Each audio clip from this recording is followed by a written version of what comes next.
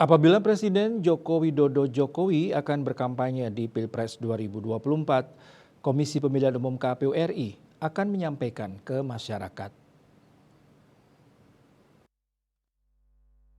Ia pun meyakini bahwa Presiden Jokowi akan mengirimkan surat cuti untuk berkampanye kepada KPU RI. Sebelumnya, Ketua KPU RI Hasyim Asyari menjelaskan, jika Presiden RI Joko Widodo memutuskan untuk ikut kampanye selama pemilihan umum pemilu 2024, maka dia bakal mengajukan cuti kepada dirinya sendiri.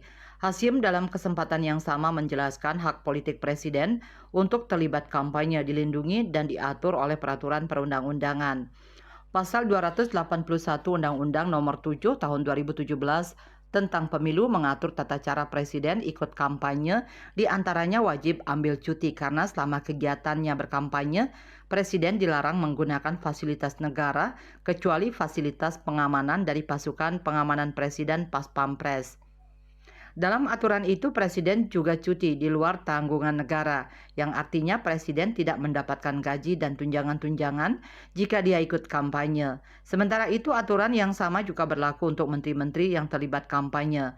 Komisi Pemilihan Umum KPU RI telah menetapkan 3 peserta Pilpres 2024, yakni pasangan Anies Baswedan Muhaimin Iskandar nomor urut 1, Prabowo Subianto Gibran Rakabuming Raka nomor urut 2, dan Ganjar Pranowo Mahfud MD nomor urut 3. Masa kampanye Pilpres 2024 berlangsung mulai 28 November 2023 hingga 10 Februari 2024, kemudian jadwal pemungutan suara pada tanggal 14 Februari 2024. KMB Bali Pos melaporkan.